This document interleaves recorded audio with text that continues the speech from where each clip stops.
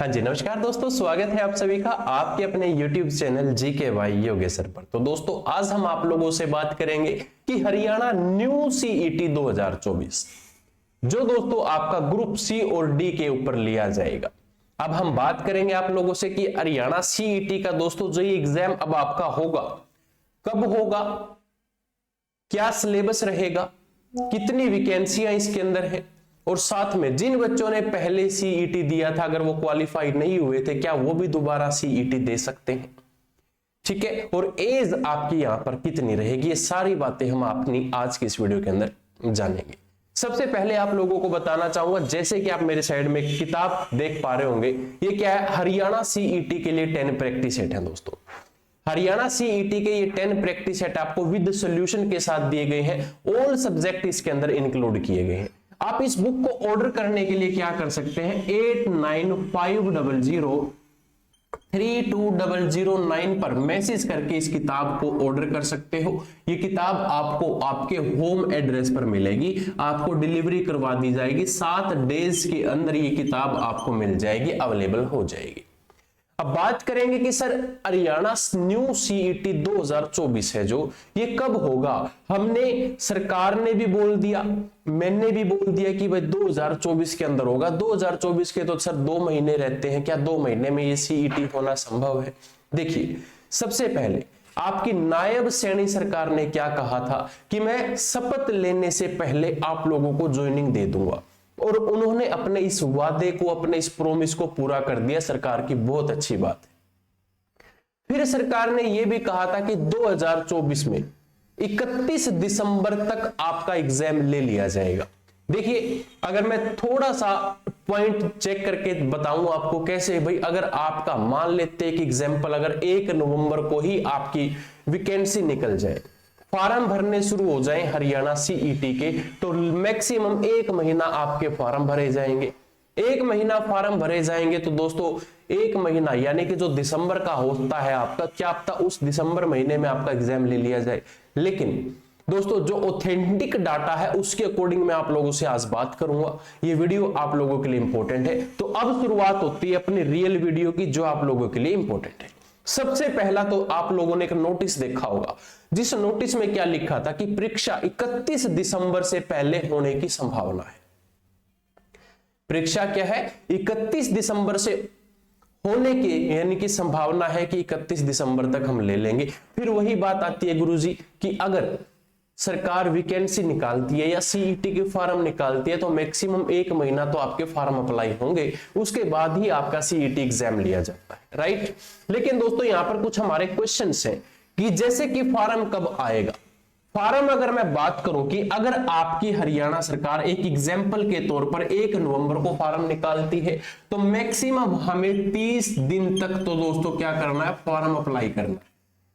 अगर आपकी हरियाणा सरकार 15 नवंबर तक फॉर्म निकालती है तो 15 दिसंबर तक दोस्तों आपका क्या हो सकता है, फॉर्म भरे जाएंगे। और अगर ये वाला डाटा हमारा एग्जैक्ट रहता है, जैसे कि मान लो सरकार ने फॉर्म निकाल दिए आपके 15 नवंबर को, तो आपका हो सकता है क्या कि जनवरी या फरवरी तक आपका एग्जाम लिया जाएगा। और जहां तक फॉर्म्स को देखकर लगता है कि अभी तक फॉर्म नहीं आए तो आपका दोस्तों जो एग्जाम है जनवरी फरवरी तक लिया जाएगा और मार्च तक जाने की संभावना है।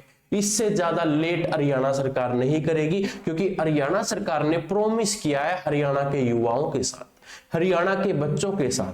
क्या कहा कि हम फॉर्म निकाल लेंगे तो 2024 में ही निकाल लेंगे और ये 2024 के अंदर ही इस भर्ती को पूर्ण करने का कार्य करेंगे। तो 2024 में अगर फॉर्म निकलता है तो वो 2024 का माना जाएगा। और एग्जाम की बात करें जनवरी फरवरी मार्च के अंदर दोस्तों संभावित है कि इन तीनों महीनों तक एग्जाम पूर्ण रूप से करवा लिया जाएगा। अब गुरुजी बात आती है कि कितने कैंडिडेट्स मानने जाएंगे इसके अंदर पास है। जैसे कि अगर मैं एक एग्जांपल से बात करूं, मान लेते हैं आपका 100 नंबर का एक क्या हो गया, पेपर आ गया। 100 में से आपको 40% यानी कि 40% नंबर लेने अवश्य हैं। आपको 50% नंबर लेने हैं तो दोस्तों आप सीईटी में पास यानी कि क्वालिफाई माने जाओगे। अगर आप इनसे जैसे कि मान लो आपके 39 मार्क्स आ गए तो आप क्या है क्वालिफाई यानी कि सीईटी में पास नहीं माने जाओगे, तो आपको मेहनत करनी पड़ेगी, तब जाकर दोस्तों आप ये 50-40 का अंक है जो यहां तक पहुंच पाओगे। 40-50% अंक आपको लेने होंगे, तब आपका सीईटी क्वालिफाई माना जाएगा। अब गुरुजी बात आती है कि मेरे घर में सरकारी नौकरी नहीं है, मैं आर्थिक रूप से कमजोर हूं, क्या मुझे नंबर दिए जाएंगे? तो सामाजिक आर्थिक मापदंड के अंक नहीं दिए जाएंगे दोस्तों।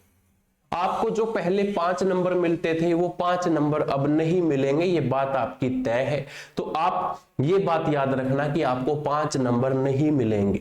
अब दूसरी बात आती है गुरुजी कि कैंडिडेट 4 गुना बुलाएंगे या कितने गुना बुलाएंगे। एक एग्जाम्पल दोस्तों, अगर एक भर्ती है हमारी, अगर उसके अंदर 1000 वैकेंसी यानी कि 1000 पोस्ट निकल जाती है, तो 1000 पोस्ट पर अगर 4000 यानी कि 4 गुना ही बुलाए, अगर मैं बात करूं 4 गुना की, तो यहां पर सिर्फ और सिर्फ आपके क्या आएंगे, 4000 कैंडिडेट्स को ही बुलाया जाएगा। लेकिन जो संभावित है, आपकी संभावित क्या है कि इस बार 7 या फिर 8 गुना कैंडिडेट्स को बुलाया जाएगा एग्जाम्स के अंदर। अब ये गुरुजी 7-8 का फंडा क्या है हमें समझ नहीं आया, ये बताओ। देखो मैं इसके बारे में अगर छोटी सी एक टिप्पणी दूं आपको, पहले क्या होता था, मैं मानता हूं कि जैसे भाई आपकी एक वैकेंसी है जिसके अंदर मान लो 20 पोस्ट निकल जाती है। 20 पोस्ट निकलने पर क्या होता था, हरियाणा के अंदर सब जितने भी लोग होते थे तैयारी करने वाले, जितने भी विद्यार्थी होते थे, क्या पता 20 पोस्ट के ऊपर मैक्सिमम 2 लाख फॉर्म भर दिए जाएं। तो भाई 20 पोस्ट है और 2 लाख फॉर्म आ जाए तो सरकार के ऊपर क्या बर्डन पड़ गया एकदम से कि भाई हम एग्जाम कैसे लें। अब 2 लाख कैंडिडेट 20 पोस्ट के लिए है, तो वहां पर क्या है एग्जाम लेने, एग्जाम ना ले तो फिर सरकार के ऊपर उंगलियां उठेगी कि भाई आपने फॉर्म भरवाए थे लेकिन एग्जाम नहीं लिए। तो ये गुना का चक्कर इसलिए है। आपको ये गुना क्यों है, ये इतने गुना क्यों बुलाया जाएगा, इसके बारे में भी डिटेल में बताऊंगा। लेकिन उससे पहले आप लोगों को बताना चाहता हूं कि जो ये हमारे 7 गुना कैंडिडेट्स बुलाए गए हैं या 8 गुना कैंडिडेट्स को बुलाया जाएगा, इसका कारण क्या है?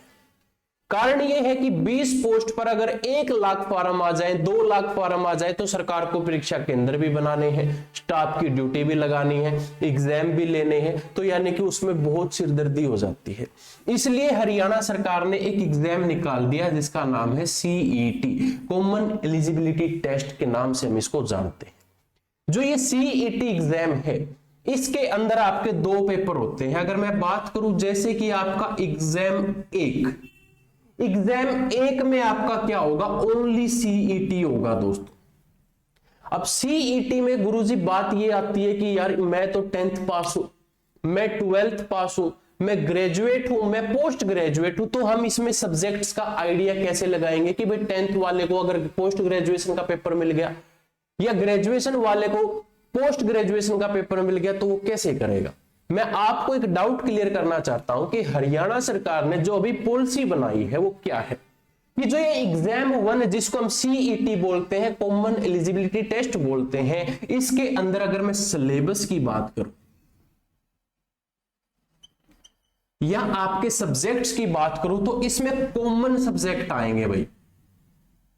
कॉमन सब्जेक्ट का गुरुजी मतलब ये है कि इसमें 10th 12th यानी कि सभी इक्वल, जैसे कि हम 10th क्लास तक पढ़ाई करते थे, 10th क्लास तक सभी बच्चों का सिलेबस क्या होता था, कॉमन होता था, सभी के पास सब्जेक्ट कॉमन होते थे।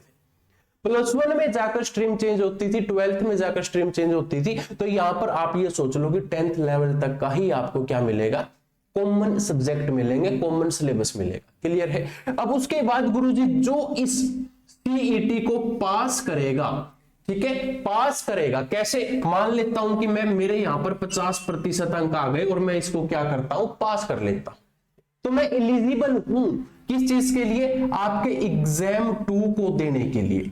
एग्जाम 2 के अंदर आप एलिजिबल हो जाएंगे। किसके एलिजिबल क्यों हो गए, क्योंकि आपने सीईटी पास कर लिया। गुरुजी अब एग्जाम 2 में क्या होगा, एग्जाम 2 के अंदर सिलेबस और पैटर्न चेंज हो जाता है 2 तरीके से। कैसे गुरुजी, थोड़ा सा हमें बताओ। यहां पर एक तो आपका जैसे कि 12th और दूसरा आपका ग्रेजुएशन।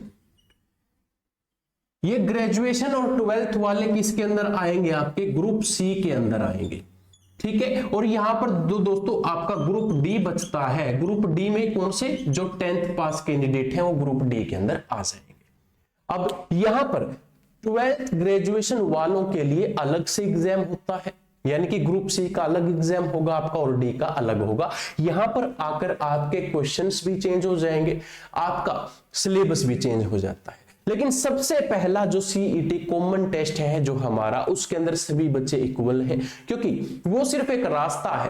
किस चीज का रास्ता है? जैसे कि आप, मैं एक एग्जांपल और दूंगा, सीईटी का आप फॉर्म भरेंगे, एग्जांपल 10 लाख लोगों ने या 10 लाख कैंडिडेट्स ने फॉर्म भर लिया, तो सीईटी में 10 लाख कैंडिडेट बैठ जाएंगे और सीईटी को क्वालिफाई कितने बच्चों ने कर लिया? तो 5 लाख बच्चों ने कर लिया। तो गवर्नमेंट क्या कहती है कि भाई हमें आगे जो एग्जाम लेना है इसमें कैटेगरी वाइज हम एग्जाम लेंगे। आपने आईटीआई कर रखी है, 12th कर रखी है, 10th कर रखी है, ग्रेजुएट हो, पोस्ट ग्रेजुएट हो, तो जिस हिसाब से आपकी क्वालिफिकेशन है उस हिसाब से आप अपनी पोस्ट फिल करोगे। और फिर बच्चों की स्ट्रेंथ कम होगी तो क्या होगा? सभी अपने अलग अलग डिपार्टमेंट के अंदर क्या हो सकते हैं? शिफ्ट हो सकते हैं। मेरी बात आपको शायद अच्छे से समझ में आ चुकी होगी। जिस विद्यार्थी का अभी भी कोई डाउट है तो वो मुझे कमेंट करके बता देना। अब गुरुजी हम बात करेंगे हरियाणा पुलिस में कितने पद हैं। अगर आप ग्रेजुएट हैं तो हरियाणा पुलिस में एसआई के 400 पद रहेंगे। कितने पद हैं? 400। गुरुजी चालक ड्राइवर के कितने पद हैं? तो दोस्तों 450 पद आपके हरियाणा के अंदर। ये ग्रुप सी की भर्तियों की बात करूंगा मैं अभी, ग्रुप सी के अंदर।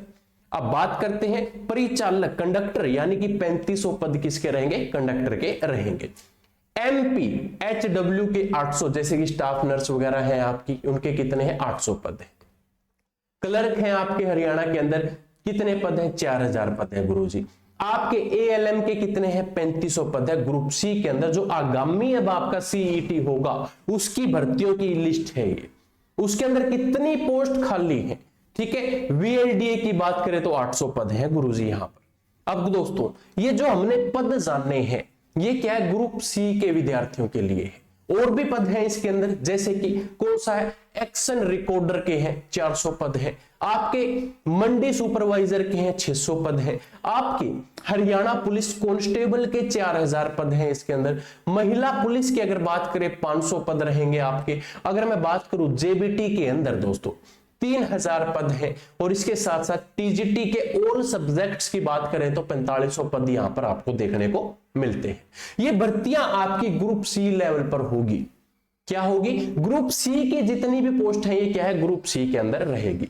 गुरुजी हमें ये बताओ हरियाणा सरकार इस साल कितनी भर्तियां देगी? तो हरियाणा सरकार के दोस्तों, हरियाणा की अगर मैं बात करूं ना, हरियाणा में 2 लाख पद खाली पड़े हैं। ठीक है, हरियाणा में कितने पद खाली पड़े हैं? 2 लाख। और हरियाणा सरकार ने खुद कहा है 4 लाख पोस्ट पर भर्तियां देंगे। कैसे देंगे गुरुजी? 2 लाख तो पक्के कर्मचारी होंगे जो ग्रुप सी और डी के माध्यम से लगेंगे, और बचे 2 लाख वो आपके HKRN के माध्यम से लिए जाएंगे, हरियाणा कौशल रोजगार निगम के माध्यम से, जिनको हम कच्चे कर्मचारी बोलते हैं। क्लियर सभी का? अब बात आती है गुरुजी ग्रुप सी के लिए तो आपने बता दिया। ग्रुप डी के कितने पद हैं? तो ग्रुप डी के दोस्तों आपकी 8000 नई वैकेंसी आएगी, जिसके अंदर आपकी चपड़ासी, प्यून, हेल्पर, ये सारी वैकेंसी आपको 8000 पदों पर देखने को मिलेगी। क्लियर है? उम्मीद करूंगा ये सारी जानकारी आपको अच्छे से समझ में आ गई होगी। जिस बच्चे ने वीडियो को बीच में छोड़ दिया होगा उसके अधूरे क्वेश्चन रह गए होंगे, उसके डाउट ऐसे ही रहेंगे, वो तैयारी आगे अच्छे से नहीं कर पाएगा। तो जो अपने आप को समय दे सकता है दोस्तों, इस वीडियो के अंदर आपको सारी जानकारी मिल चुकी है। अब गुरुजी बात ये आती है कि हमने सारी जानकारी यहां से जान ली कि भाई पेपर 1 क्या है, पेपर 2 क्या है और हमें इसको कैसे करना है। लेकिन अब हमारा एक आखिरी सवाल ये है आपसे कि हम इसकी तैयारी कैसे करें। जो आपका एक कॉमन टेस्ट है इसकी तैयारी कैसे करें? तैयारी करने के लिए आप लोगों के लिए हमने एक बैच निकाल रखा है जिसका नाम है सार्थक बैच। सार्थक बैच की अगर बात की जाए, ऑल सब्जेक्ट्स आपको इसके अंदर मिलेंगे, जिसकी वैलिडिटी की बात करूं, लाइफ टाइम की वैलिडिटी आपको दी जाएगी इसकी। इस बैच के अंदर प्रॉफिट क्या है गुरुजी आपको लेने का, तो प्रॉफिट ये है, नंबर एक तो हरियाणा जीके कवर हो जाएगी, दूसरा आपकी इंडिया जीके कवर हो जाएगी, हरियाणा का इतिहास कवर हो जाएगा, पॉलिटिकल कवर हो जाएगी, आपका जीके का जितना भी पोर्शन है सारा कवर करवाएंगे, मैथ रीजनिंग आपकी कवर हो जाएगी। और दोस्तों जो कॉमन एलिजिबिलिटी टेस्ट होगा आपका हरियाणा सीईटी, वो दोस्तों आपका आसानी से पास हो जाएगा अगर आपने हर एक चीज स्टेप बाय स्टेप पढ़ रखी होगी।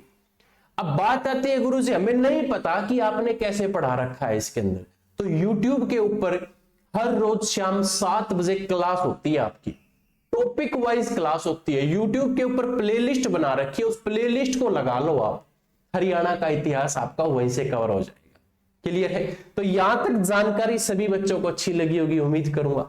जो बच्चा हरियाणा सीईटी के सार्थक बैच को लेना चाहता है, वीडियो के डिस्क्रिप्शन में लिंक दिया गया है, आप उस लिंक के माध्यम से अपना क्या कर सकते हैं, बैच को ले सकते हैं।